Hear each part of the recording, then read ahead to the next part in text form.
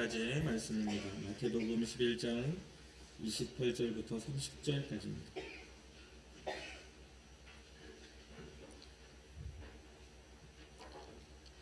마태복음 11장 28절부터 30절까지의 말씀을 우리 한 목소리로 합독하도록 하겠습니다.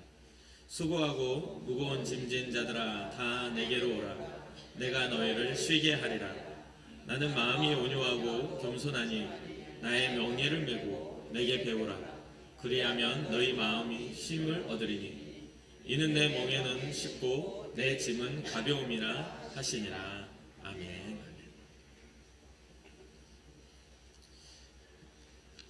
여러분들은 그런 생각 해보셨습니까? 저는 항상 말씀드리면 좀 상상하는 게 좀 생각을 할 때 상상을 많이 합니다. 어느 날은 문득 그런 생각이 들었습니다. 왜 애들이 태어날 때 울면서 태어날까? 생각해 보셨습니까? 웃어도 되잖아요. 나올 때 하하 하고 어차피 호흡이 터지는 게 그 일이라면 뭔가 이 세상에 나오는 기쁨으로 이렇게 막 기쁘게 나오면 좋을 텐데 엄청 막 찡그리고 울면서 태어난단 말이죠. 하나님이 우리 땅에 호흡을 주기 위해서 우리가 태어나는 일이라면 의미 있게 이 땅에 오는 건데 좀 웃으면서 좀 어떤 아이는 낄낄거리고 태어나기도 하고 어떤 아이는 좀 이렇게 호탕하게 장군처럼 태어나기도 하고 그러면서 이렇게 웃으면서 태어나도 될 텐데 왜 울면서 태어날까? 라는 생각을 저 혼자 상상해 본 적이 있습니다. 근데 그렇게 생각하면서 생각했던 게 이 땅에 태어나는 것이 꼭 즐거운 것만은 아니기 때문에 엄마 뱃속에서 나올 때부터 스트레스를 받고 이게 나오기 때문에 괴로움의 울음을 울어야 되는구나라는 생각을 하게 됐습니다. 사실 주님 없는 삶이라면 우리 이 땅에 태어남이 마땅히 축복이라 하기는 좀 어렵습니다. 왜냐하면 그 끝이 심판이고 멸망이기 때문이죠. 주님이 없는 인생이라면 울어야 되는 거예요. 그래서 태어날 때 우리가 주님과 함께한다라는 그런 보장이 없기 때문에 아마 다 울면서 태어나는 게 아닌가. 이 땅의 괴로움을 이미 그때부터 시작하는 게 아닌가. 그런 생각을 혼자 생각해 본 적이 있어요. 그러니까 우리 인생은 언제나 좀 고달픔을 이렇게 달고 살잖아요. 뭔가를 이렇게 좋은 것들을 얻기 위해서 그 좋은 것을 위하여 긴 시간을 우리가 수고를 해야 그 좋은 열매가 맺어지는 걸 보게 됩니다. 그래서 어떠한 것이든지 간에 인내의 열매를 먹게 되죠. 우리는 금방금방 이렇게 하는 것을 우리는 좀 위태롭다라고 말을 합니다. 그래서 뭐 돈을 금방 얻기 위해서 뭔가를 하면 투기라고 하죠. 꾸준하게 하면 투자라고 하죠. 그런 것처럼 뭔가를 얻기 위해서 우리는 인내가 필요합니다. 그리고 우리의 삶은 굉장히 고달픔을 함께 가지고 살죠. 삶 속에서 우리가 겪어야 되는 생존 경쟁이 있습니다. 그 안에서 갖게 되는 그 생존 경쟁에서 이겨내기 위해서 최선을 다하는 그런 삶 속에서 우리는 과부하가 걸려요. 그래서 그 과부하가 걸리면 피로감이나 또 여러 가지 스트레스들이 엄청 많이 쌓이게 되죠. 그 안에 스트레스와 함께 우리의 중심에 차지하는 불안감이 막 쌓이게 돼요. 그것이 우리를 짓누르게 되고 우리의 삶을 이렇게 조금씩 파괴하다가 어떤 때는 강력한 그런 스트레스와 함께 우리 삶이 무너지게 되는, 탈진하게 되는 그런 현상이 일어나죠. 그래서 우리가 몸이 아프거나 또 마음이 아프거나 여러 가지 어떤 질병을 가지고 병원에 가면 의사들이 할 말 없으면 하는 말이 있죠. 뭐라고 합니까? 스트레스를 조심하라고. 스트레스 받으면 안 된다고 이런 이야기를 합니다. 그때는 원인 불명으로 뭔가 그거 스트레스 이외에 다른 것으로는 밝혀낼 수 없는 언제부터 이 질병이 시작됐는지를 알 수 없는 그러한 때는 그렇게밖에는 말할 수 없습니다. 왜? 그러한 불안감과 스트레스가 우리의 삶을 파괴하면서 질병으로 차지하기 이렇게 가득 채우기 때문이죠. 그래서 흔히들 듣는 이야기가 스트레스가 만병의 근원이라고도 합니다. 그렇게 인생에 있어서 건강의 문제나 또 그것을 극복하려는 모든 시도들 자체도 또 다른 불안감을 이렇게 조성해서 우리에게 만들어내요. 그러니까 계속해서 힘든 일밖에는 안 생기는 거죠. 근데 여기까지만 보면은 진짜 우리 고달프잖아요. 근데 여기까지 아무리 그런 일들이 생겨나도 우리의 호흡이 있는 동안에 일어나는 일들은 다 육신의 일입니다. 육신의 고달픔이고 육신의 괴로움이에요. 그런데 오늘 주님이 우리를 초대하고 부르실 때에는 수고하고 무거운 짐진 자들아 다 내게로 오라는 그 초대는요, 단순하게 육체의 문제를 해결하기 위해서 주님 초대하셨을까라는 우리 또 그런 고민을 좀 해봐야 돼요. 주님이 이 땅에 오셔서 우리에게 보여주신 그 사역과 그 사랑과 그 삶을 보면서 우리가 만약에 병이 든 몸이 병 낫기를 위해서나 아니면은 가난함이 해결되기 위해서나 때로는 무너진 관계가 회복되기 위해서만을 위하여 주님이 필요하다면 그건 불행한 관계인 거죠. 주님을 이해하지 못하는 겁니다. 주님이 우리에게 수고하고 무거운 짐진 자들을 다 내게로 오라 하셨을 때는 우리의 육체적인 어떤 삶의 고달픔뿐만 아니라 우리의 영적인 결과들까지도 해결하시기 위해 우리를 초대하고 계시다는 것을 잊지 말아야 되는 것이죠. 주님의 초대를 우리는 하나님 나라의 회복으로 우리는 그걸 바라보며 그 결과를 바라보며 주님의 초대에 우리의 모든 인생의 연약함들을 주님 앞에 내어놓아야 되는 거예요. 이때 당시 주님의 말씀을 연구하던 서기관들과 바리새인들은 율법적인 요구가 굉장히 강했던 사람들입니다. 그래서 그들은 이스라엘 백성들에게 무거운 짐을 강요하고 그들의 그 율법적인 어떤 행위들을 굉장히 강요를 했어요. 서기관들 율법주의자들의 역할은 율법을 연구하고 또 그 하나님의 법을 따라 하나님을 영화롭게 하는 것이 그들의 존재 목적입니다. 그들이 가진 직분은 단순하게 그 직분을 휘두르라고 있는 게 아니에요. 그것을 통해서 하나님이 영광 받으시고자 하는 그런 다른 방향성을 제시하라고 있는 것이죠. 그런데 이들은 그렇게 하지 않았어요. 실제로 이들은 사람들에게 엄격한 임무를 줘서 하나님을 위한 신앙자가 아닌 자신들을 위한 종교자로 만들어 버리고 말았습니다. 하나님을 향하는 신앙자가 아니라 누구를 위한 종교자? 자기 자신들, 권력을 잡고 있는 자기들을 유익하게 만드는 종교자들로 만든 거죠. 이게 마태복음 23장 1절부터 6절까지 예수님께서 이렇게 제자들에게 말씀합니다. 모여든 무리와 함께. 이에 예수께서 무리와 제자들에게 말씀하여 이르시되 서기관들과 바리새인들이 모세의 자리에 앉았으니 그러므로 무엇이든지 그들이 말하는 바는 행하고 지키되 그들이 하는 행위는 본받지 말라. 그들은 말만 하고 행하지 아니하며 또 무거운 짐을 묶어 사람의 어깨에 지우되 자기는 그것을 한 손가락으로도 움직이려 하지 아니하며 그들의 모든 행위를 사람에게 보이고자 하느니 곧 그 경문띠를 넓게 하며 옷을 길게 하고 보여주는 거에 치장하는데 굉장히 많이 보여준다는 거죠. 이러한 어떤 것들에 대해서 좀 더 이 본문을 이해하셔야 돼요. 무거운 짐을 묶어 사람의 어깨에 지우되 자기는 이것을 한 손가락으로도 움직이려 하지 않는다. 이 본문과 이 부분을 같이 이해하시면 나중에 결론에서 이해가 될 겁니다. 그렇게 예수님의 초대는 굉장히 가치가 있었습니다. 그리고 이때 당시의 문화 속에서 굉장히 놀라운 초대예요.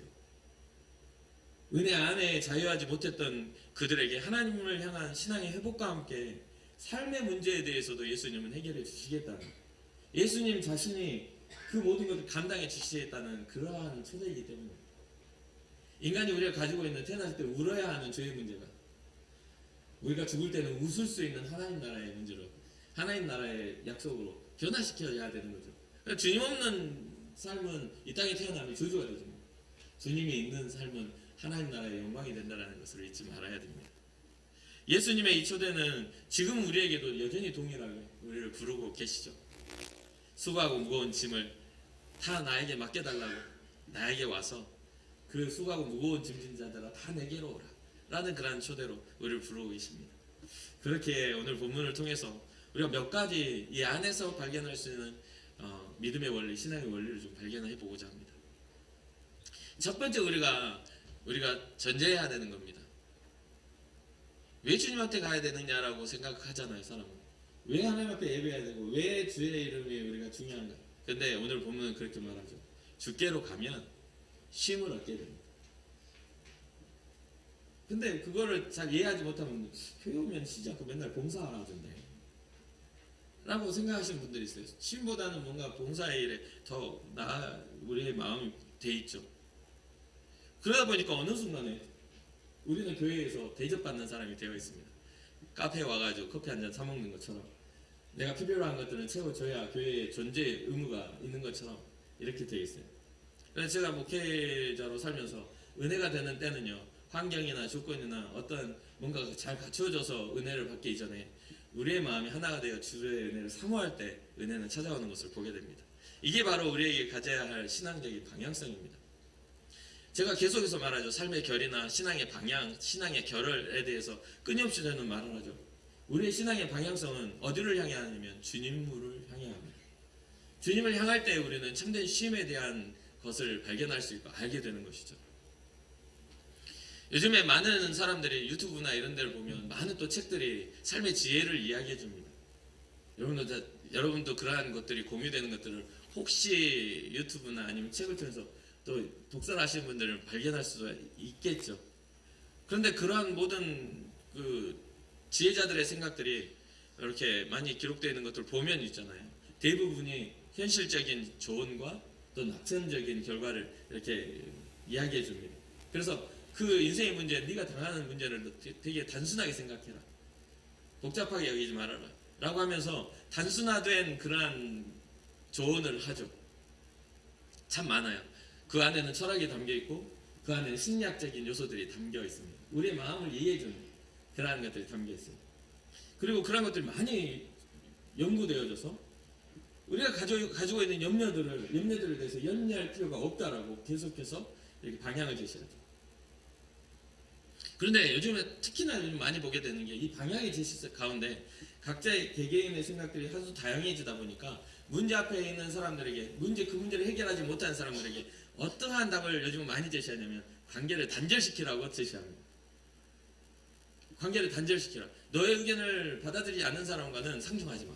너에게 필요한 사람이 아니야. 이런 식의 해가지고 그 문제를 회피하게 하거나 단절하게 만드는 그런 지혜들이 굉장히 많이 들리는 것 같아요. 특히나 요즘에 젊은 세대들에게는 그런 것들이 많이 제시가 되는 것을 보게 돼요. 나를 어렵게 만드는 장소에서 벗어나라. 나를 어렵게 만드는 관계에서 벗어나라. 나를 어렵게 만드는 상황에서 벗어나라 라고 이렇게 해요. 그러니까 조금 일을 하다가 청년들이 조금만 어려워지면 이직하는 게 너무 쉬운 시대죠. 조금만 어려워도, 조금만 마음에 안 들어도 내가 이거밖에 없어? 내가 여기서 고민할 필요가 있어? 하고 그곳을 그냥 떠나버리고 맙니다. 이러한 조언에는 좀 한계가 분명하게 있는 것 같아요. 한계가 있어요. 어떤 한계냐면 저도 이제 자녀들을 키우면서 우리 아이들에게 내 자녀가 있으니까 여러 가지 그런 관계적인 문제들이 생겼지 않았겠습니까? 저는 학교도 여러 번 찾아가야 했고 그런 일들이 막 생겨났죠. 그러면 재미있는 것은 우리 아이가 잘못을 하지 않았어도 제가 목사라는 걸 아니까 제 아이의 잘못처럼 저를 해요. 왜냐면 제 아이와 문제가 있는 그쪽 부모가 훨씬 더 지독하거든요. 저는 항상 웃는 얼굴로 선생님의 이야기를 다 들어주니까 결국에 이상하게 제 아이가 잘못된 걸로 결론이 나요. 분명히 제 아이가 당했는데도 그렇게 됩니다. 그러니까 어느 날은 우리 막내가 그래요. 왜 너는 말을 안 해? 그랬더니 하는 말이 이제 초등학교 때거든요. 어떻게 해도 내가 잘못한 거잖아요. 그래서 그냥 차라리 말을 안 하기로 했어요. 라고 이야기할 만큼 그러한 것들이 생겨나죠. 그때 저는 현실적인 그런 진짜 이 목회자로서 받은 그런 어떤 조언을 우리 아이에게 해야 되잖아요. 저는 그 상황에서 도망쳐라, 무시해라, 단절해라고 가르쳐 주지 않습니다. 왜냐하면 사람은 관계를 맺으며 살아가야 하는 존재이기 때문에 그래요. 거기서 도망치면 끝까지 도망치는 일밖에 안 일어나요. 그러면서 하는 말이 뭐냐면 어떠한 일이든 일방적인 관계는 없는 거다. 이런 일이 너에게 다시 일어나지 않으려면 너의 본질적인 너의 모습을 피드백하고 바꿔야 돼. 그런 일이 생겨나지 않을 그런 사람으로 내 스스로를 변화시켜야 돼. 그러한 가능성을 가지고 다른 곳으로 옮겨가면요 또 그러한 가능성이 일어납니다. 여기서 막 다투는 사람은 옮겼다고 안 다투지는 게 아니에요. 여기서 논쟁이 일어난 사람은 옮겼다고 해서 논쟁이 안 일어나는 게 아닙니다. 그러니까 이게 이 상황들에 대해서 분명하게 그 상황을 극복해 나가는 그런 상황들이 한 번쯤은 넘어가야 그 다음에도 그것을 확인하면 넘길 수가 있는 것이죠. 그러니까 요즘에 제자들의 이야기들이 관계를 단절시키는 것은 한계를 분명하게 정해놓고 그 한계를 넘어서지 못하게 만들죠. 그러다 보니까 또 생각해보면 마지막 때의 징조로 불법의 성함으로 사랑이 식어진다라는 그 말이 여기서도 이 개인화되어져 있는 이런 상황 속에서 이게 가속화되는 그런 현상이 아닌가라는 생각도 하게 됩니다. 이에 반해 오늘 예수님의 초대에는요 수고하고 무거운 짐을 대신 주겠다고 초대하는 주님의 초대가 담겨 있죠. 예수님의 희생과 그 사랑 또 그 안에는 하나님의 능력이 존재하는 초대입니다. 단순하게 그냥 이렇게 짊어지어지는 게 아니에요. 이건 전혀 다른 문제의 해결입니다. 이 문제를 대면에 있어서 예수님이 우리에게 제시하시는 해결은 전혀 달라요. 거기에서부터 이렇게 벗어나, 거기서부터 피해라는 게 아니라 그 문제 가지고 내게 와. 나한테 그 문제를 맡겨줘. 그럼 내가 그걸 해결해 줄게. 라는 거죠. 모든 질병이나 또 우리의 삶의 모든 가난이나 또 어떤 우리의 삶에 있어서 무너진 관계라도 주님 앞에서 새롭게 우리가 세우게 되면 이것은 회복될 수 있다라고 우리의 삶의 가치를 우리에게 가르쳐 주는 것이죠. 그래서 예수님 안에는 뭐가 있냐면요, 보물이 있습니다. 하나님의 나라는 예수님이지 않습니까? 예수 그리스도를 믿음으로 우리는 하나님의 나라를 바라볼 수 있는 거 아니에요? 우리에게는 다른 하나님의 나라의 어떤 아름다운 어떤 나라와 같은 뭐 이렇게 여행 다니고 이런 나라보다 그 하나님의 나라의 본체이신 예수 그리스도를 발견하느냐 발견하지 못하느냐가 이 땅에 우리가 보물을 발견하느냐 못하느냐가 담겨 있는 거죠. 그래서 하나님의 나라를 어떻게 비유할고 하면서 막 이야기하지만 값진 진주가 하나님의 나라다, 많은 물고기를 모으는 그물과 같다 하지만 결국은 그것은 하나님의 나라의 본체이고 본질이신 예수 그리스도를 나타내는 것이기도 하다는 거죠. 그래서 여러분의 인생에 있어서 참됨의 예수 그리스도를 발견하는 순간 우리는 문제가 해결되는 겁니다. 주님의 품 안에 들어가는 그 순간에 우리의 모든 수고하고 무거운 짐이 가벼워지는 것입니다. 이거 우리가 어디를 향해야 된다고요? 주님께 향해야 된다고요. 삶의 결이 주님을 향할 때 우리는 그 결단을 할 때 우리의 수고하고 무거운 짐을 어디다 내려놔야 되는지를 깨닫게 되는 것이죠. 두 번째는, 그러면 우리는 주께로 나아갈 담력을 어떠한 근거로 우리는 얻을 수가 있는 거죠? 여러분은 어떠한 근거로 주님 앞에 나아가 여러분들의 짐을 내려놓으시겠습니까? 그냥 약속했으니까요? 주님이 그러라고 하셨으니까요? 그러라고 한다고 해가지고 아무나 그렇게 할 수 있는 건 아니잖아요. 그렇죠? 문이 열렸다고 아무나 들어갈 수 있는 게 아니잖아요. 뭔가 자격이 필요한 거잖아요. 그런데 재미있게도 주님이 자기 자신을 이렇게 말합니다. 오라, 내가 너희를 쉬게 하리라. 나는 마음이 온유하고 겸손하니. 주님의 용납하심 속에서 우리는 주님 앞에 나아갈 수 있는 겁니다. 아들이 그 하나님의 아들이 우리를 사랑하시는, 예수 그리스도가 우리를 사랑하시는 그 사랑 안에서 우리는 주님 앞에 나아갈 수 있는 거예요. 그 사랑이 없으면 우리는 주님 앞에 나아갈 수가 없어요. 왜냐하면 그 사랑이 아닌, 예수 그리스도가 사랑이 아니면 우리에게는 심판이거든요. 그러니까 주님의 용납하심 속에서, 주님의 온유하심 속에서, 주님의 겸손하심 속에서 우리가 나아가게 돼요. 그러면 이 주님의 온유하심은 뭐냐면요, 말랑말랑한 마음이거든요. 온유함은 부드러운 마음. 부드러운 마음, 우리를 향해서 주님이 부드러운 마음으로 우리를 보면서 불쌍히 여기시면서 수고하지, 무거운 짐을 졌지, 내게 와 하는 그 마음이 있잖아요. 그리고 이 겸손은 무엇입니까? 눈높이를 맞춰주는 겁니다. 눈높이가 맞춰지는 게 겸손이에요. 겸손하다라는 것은 나의 이러한 어떤 시선, 나의 교만한 마음들이 낮아져서 그 사람과의 눈높이를 맞춰줬을 때 겸손이라고 말해요. 밑바닥인 인생이 더 밑바닥이라고 해서 겸손하다고 말 안 한다는 거예요.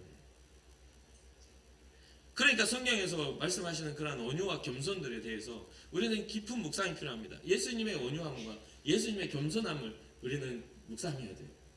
우리를 향해서 주님이 얼마나 따뜻하신 분인지, 우리를 용납하시기에 주님의 눈높이를 얼마나 낮추셨는지 깨달아 알아야 되는 것이죠.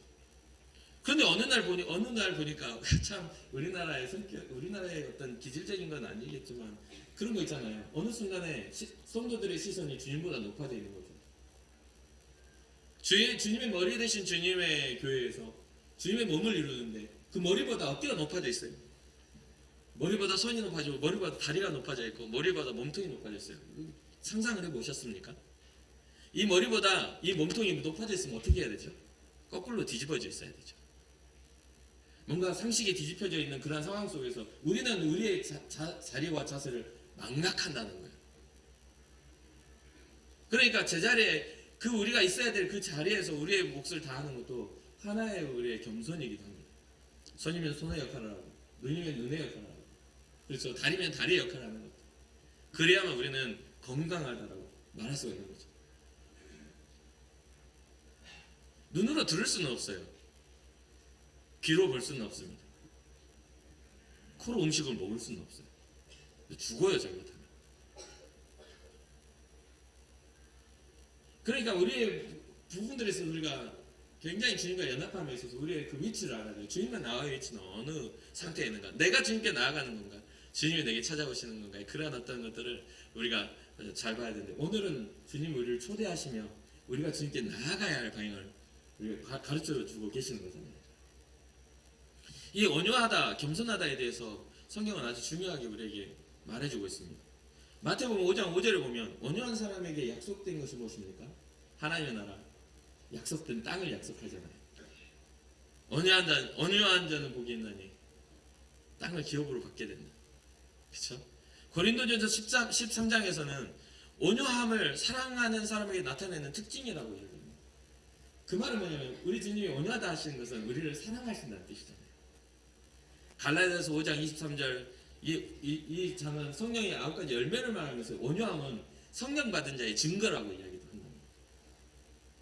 에베소서 4장에 보면 은혜로운 부르심을 받은 사람은 모든 일에 겸손과 온유로 하라고 권면해 줍니다. 디모데전서 6장 11절 12절을 보면 온유는 믿음의 선한 싸움을 싸우고자 하는 사람들이 가져야 할 자세와 성품이라고도 이야기하죠. 더 나아가 디모데후서 2장에는 주님의 종으로서 마땅히 모든 사람에 대하여 뭐하라? 온유하라 권면합니다. 그와 더불어 이제 온유와 함께 오는 겸손은 무엇입니까? 낮아짐이라고 말씀드렸지만 마태복음 21장 5절을 보면 주님은 왕으로 오셨지만 겸손의 왕으로 나귀를 타셨다 이야기하잖아요. 세상의 화려한 왕들의 행차가 아니라 이 땅에 왕으로 오셨지만 겸손의 왕으로 오셨다. 그래서 지난 12월 지난 2023년 12월 그 성탄절을 묵상하면서 제가 참 혼자서 그냥 감격했던 그런 혼자서 묵상을 하다가 사무실에서 굉장히 하나님 앞에 감사했던 것이 뭐였냐면 우리 주님이 말구유에 오신 그 상황들에 대해서 묵상을 하다가 제가 이제 시골에 살다 보니까 여러분 시골을 경험해 보셨는지 모르겠지만 소를 키우거나 축산이죠.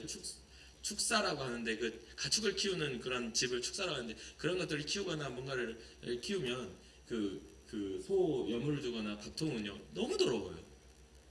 그리고 그 소가 그냥 먹고만 있어요? 싸기도 하죠. 먹고 싸고 또 먹고 싸고 해요. 말도 마찬가지예요. 말구유에 오셨다는 것은요 말 먹이통에 있는 건데 그 먹이가 오늘날 현대처럼 굉장히 뭐 이렇게 깔끔하게 이렇게 사료화돼 가지고 먹였을까요? 그렇지 않았을 거 아니에요.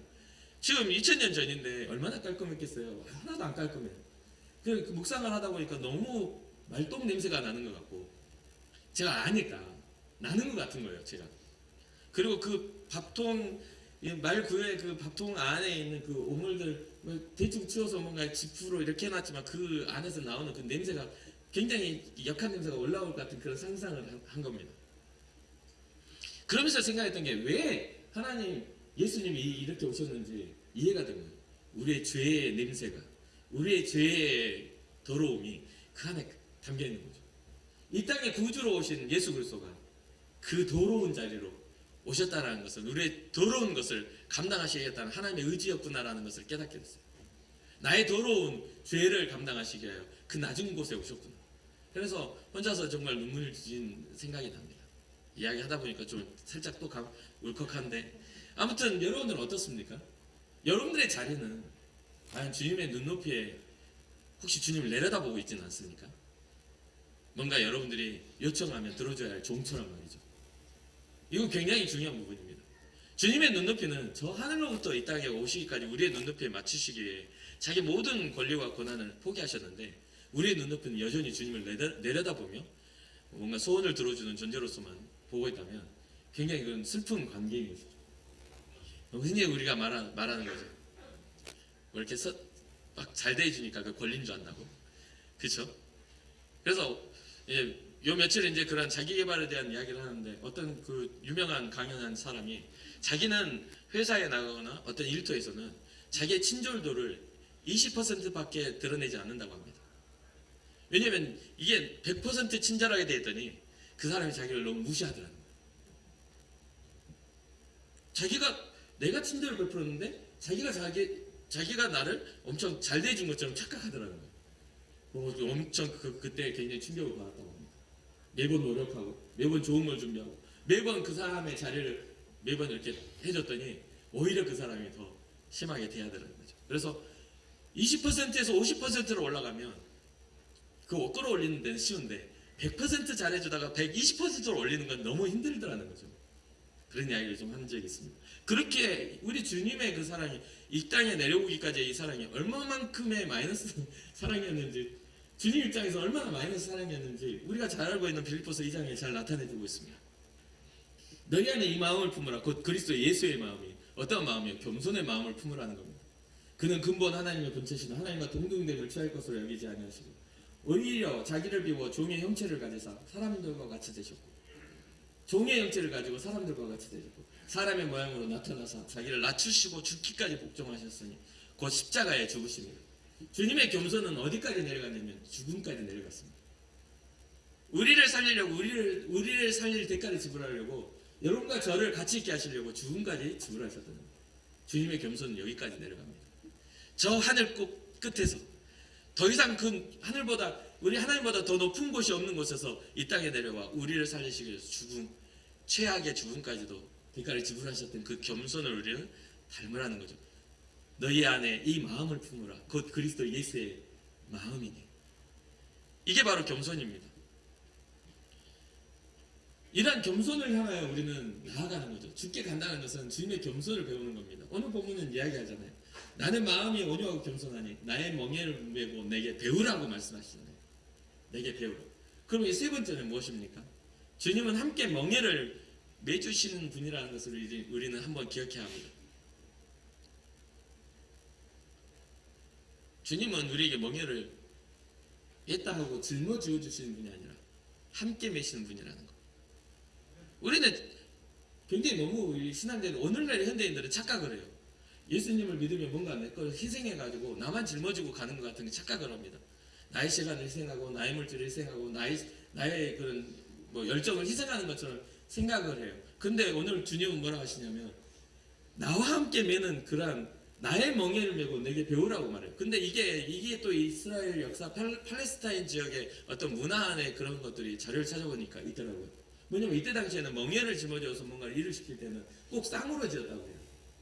그 소 한 쌍, 나귀 한 쌍 이렇게 쌍으로 하는 그 문화가 있었다고 합니다. 그러니까 주님은 단순하게 우리에게 멍에를 매라고 요구하신 게 아니라 함께 매자고 초청하고 계시다는 거예요. 근데 여기에는 굉장히 다른 점이 있어요. 뭐가 다르냐면요. 이 함께 매는 그런 부분들에 있어서 이 아까 제가 읽어드렸던 마태복음 23장의 이 서기관들의 그 모습 속에 뭐라고요? 무거운 짐을 묶고 사람의 어깨에 지우되 자기는 지지 않는 것. 이게 지금 주님 오셨을 때는 잘못된 것이라고 이야기하고 있는 거잖아요. 그래서 함께 매는 그 멍에를 짊어졌을 때 멍에에 대한 해석이 재해석되어지는 상황입니다. 우리는 지금 이제 나의 수고로움, 나의 스트레스, 나의 병든 몸, 나의 어떤 가난함, 나의 가지고 있는 것들을 가지고 주님 앞에 나왔는데 주님 앞에 딱 나와서 주님 안에 딱 들어가 봤더니 이런 것들이 아무것도 아니더라는 거예요. 병든 몸도 아무것도 아니고 가난함도 아무것도 아니고 물질도 아무것도 아니고 깨어진 관계도 아무것도 아니다라는 거예요. 진짜 깨어진 관계가 위태로운 건 하나님과 깨어졌던 관계가 더 위태로운 문제였다는 거죠. 내 눈앞에 보여지는 그런 큰 그 문제들을 가지고 주님 앞에 갔더니 이 문제가 작아지고 주님은 더 큰 문제, 우리의 죄와 사망의 문제를 해결하셔서 함께 이거를 재해석해서 자 짊어져 이제 괜찮아 라고 하신 거예요. 그러니까 이게 뭐라고 나오냐면 내게 배워. 멍에를 배우고 뭘 배워요? 멍에의 의미를 다시 배워봐. 그러면 너희 마음이 진짜 힘을 얻게 될 거야. 네가 가지고 있는 그 병의 질병의 육신의 문제들은 아무것도 아니게 될 거야. 더 큰 것이 있음을 너희는 알게 될 거야 라고 이야기하는 거죠. 그러면서 이는 내 멍에는 쉽고 내 짐은 가벼웁니다. 너희는 진짜 무겁게 와가지고 나한테 이거 나 좀 도와주세요 주님하고 나왔지만 나랑 같이 짐을 딱 짊어지는 순간 그 문제는 아무것도 아니야 라고 이야기하시는 거죠. 이해가 되시나요? 이때 당시에 이제 좀 배경을 더 보면 이때 당시에 율법주의자들, 유대인들의 율법주의 전통은 너무나 엄격한 시대입니다. 엄격해도 너무 엄격해요. 여러분도 어렸을 때 강단에 올라가면 안 된다는 거 배우셨죠? 안 들어보셨어요? 저는 들었어요. 아주 그냥 저희 아버님 목사님이어가지고 저희 어머니한테 엄청 혼나면서 목사님 올라가시는 강단에 그거 하라고 제가 여기 단임 기자로 와가지고 이렇게 앞에서 설교하잖아요. 그러면 어떤 사람이 그래요. 아니 목사님이 하는 설교에 왜 사람들이 올라와서 기도하고 있냐고. 딴 데 기도 자리 하지 막 그렇게 하는 분도 있어요. 여러분 그런 자리에 서시는 거예요. 아무튼 그런 어떤 율법적인 게 있잖아요. 근데 이때 당시는 더 심했어요. 어떤 정도냐면 안식일에는 밥을 지어도 안 되고 돈을 사용하거나 짐승을 타고 다니는 것도 금했어요. 안식일에는 전쟁도 할 수 없고 이동하는 거리도 제한되어 있습니다. 율법적으로 이동하는 거리가 제한이 되어 있어요. 그러니까 어떤 다른 일을 본다는 것은 불가능해요. 뿐만 아니라 바리새인들이 지켰던 율법의 전통이 613가지가 됐네요. 물론 이거는 어떤 학자들이 이걸 발견하고 이걸 정리한 거겠죠. 책에 기록도 제가 같이 안 살아봤으니까 613가지를 그 전통 유대 율법적 전통을 가지고 적용을 했다 이 말이에요. 얼마나 빡빡하냐. 몇 가지만 적용해도 숨못 쉬겠는데 613가지면요 못할 일들이 태반입니다. 태반. 그렇게 그들이 들여놓은 잣대는 너무나 엄격하고 너무나 무거운 겁니다. 사람이 눈앞에 죽어가도 못 살려요. 그러니까 예수님께서 그런 사역 속에서 안식일 논쟁들을 그렇게 하는 거잖아요. 병든 자를 고치는 것들에 대해서. 그러니까 이게 율법주의자들이나 서기관들은 그러한 것들을 가르치지만 자기네들은 빈틈을 찾아가지고 요령을 부리면서 다른 사람한테 엄격한 잣대를 들여놓고 그것을 판단하는 그런 모습들에 대해 지적을 하셨잖아요. 이러한 율법주의는 계속해서 이 기독교의 예수님으로부터 우리에게 들어온 그 자유를 계속해서 침범합니다. 그래서 중세교회 때도 마찬가지예요. 중세교회도요 선행과 공로를 굉장히 강조를 하게 되면서 일부러 고행이나 금욕주의 또 물질적인 어떤 그런 것들을 요구하게 되죠. 이러한 행위로 짊어진 엄격한 행위와 그런 어떤 엄격한 이 신앙과 주님이 말씀하시는 이 신앙은 좀 다른 거잖아요. 주님은 율법의 완성으로 사람으로서 율법을 완성하고 주님 자체가 우리의 구원이 되셔서 우리의 행위와 상관없이 우리를 은혜로 초대하시는 초대가 바로 오늘의 초대라는 거죠. 배경 안에. 율법주의자들은 율법의 전통과 행위로 그들을 판단했다면 우리 주님은 다 필요 없어. 수고하고 무거운 짐을 가지고 내게 와봐. 그러면 너희들이 생각했던 모든 그러한 수고와 무거운 것들이 다 아무것도 아닌 것을 내가 알게 해줄게. 라는 것이죠. 사랑하는 성도 여러분, 우리는 예수 그리스도로 인하여 모든 행위와 율법에 마침표가 찍어져 있음을 믿어야 합니다. 우리가 뭔가 잘나고 뭔가 가지고 있기 때문에 우리가 주님 앞에 자격을 얻어 가는 것이 아니라 주님의 은혜로 우리는 주님 앞에 나아가는 겁니다. 이것을 잘 이해하지 못하면 여전히 우리는 종교 행위자로서 주님 앞에 서게 될 겁니다. 뭔가 이렇게 하지 않으면 큰일 날 것 같이, 뭔가 이렇게 하지 않으면 망한 것처럼. 그런데 우리는요 그렇게 해야 되기 때문에 그렇게 두려워서 하는 사람들이 아니라 주님의 품이 우리는 기쁨이 되기 때문에 주의 품 안에 들어오는 사람이 돼야 됩니다. 예를 들면 그런 겁니다. 자녀가 부모에게 찾아와요. 이 자녀라 하면 너무 이제 좀 뭔가요? 손자들이 딱 나왔는데 손자들이 배우는 거예요. 할아버지한테 갈 때는 소리를 이만큼에 지르면서 이렇게 달려가서 안겨야 되는 거야. 그러면 애들이 오면 할아버지!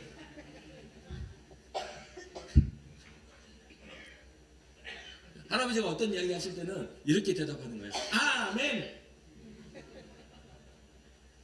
종교 행위자가 아니라 진짜 기뻐가지고 저 멀리서부터 나의 아빠나 나의 엄마나 나의 할아버지나 할머니나 내가 사랑하는 사람이 보였을 때 이게 마음속에서 감격으로 띄워야 그 기쁨이 되는 거 아닙니까? 뭔가 이게 무슨 훈련 받아가지고 나는 이렇게 와가지고 하는 거 이상하잖아요. 나는 엄마를 사랑합니다. 너는 어디서 배웠니? 유치원. 이게 뭐예요? 감정과 감정의 소통이라는 건 그런 게 아니죠. 우리 주님이 우리를 부르실 때, 우리를 부르실 때 어떠한 마음으로 부르셨는지 한번 보시라는 거죠. 수고하지, 무겁지, 힘들었지, 내게로 와. 내가 쉬게 해줄게. 너의 질병 내가 낫게 해줄게. 너의 가난 아무것도 아닌 것처럼 아무것도 아닌 것을 알게 해주죠. 우리 아버지는 음도 금도 아버지의 거예요. 하나님은 다 모든 것들의 주관자란다. 부와 이해가 되십니까? 그래서 우리는 어디를 향해 가야 되냐면 주님께 향해야 돼요. 세상 어떠한 것도 주님 없는 인생은 의미가 없어요. 주님 없는 부도 의미가 없고 주님이 없는 성공도 의미가 없는 겁니다. 결국은 그것은 계속해서 삶의 생존의 투쟁 속에서 스트레스밖에 쌓지 않을 방법밖에 안 되는 겁니다. 사랑하는 성도 여러분, 우리의 삶에 우리의 죄의 사망의 권세를 이기시고 우리를 자유롭게 하신 그 주님 앞에 우리가 나아가야 될 줄 믿습니다. 우리의 멍에를 죄의 멍에를 주님께 맡겨드리고 주님의 멍에를 함께 짊어지고 주님의 제자로 이 세상을 살아갑니다. 우리의 삶의 끝은 이 땅의 죽음을 향한 것이 아니라 우리에게 도래한 하나님의 나라를 향한 것임을 오늘도 여전히 여러분들에게 전 선포하고 싶었습니다. 여러분들 우리의 삶은 하나님의 나라를 향하는 삶입니다. 그렇게 우리가 끝없이 주님과 함께 동행함을 기뻐해야 하고 아침에 저녁에 우리가 길을 걸을 때 주의 이름을 부를 수 있는 예수님 그 한마디에 우리의 신앙을 넣을 수 있는 그것이 우리의 참된 신이 되기를 주님의 이름으로 축복합니다. 잠시 기도하겠습니다.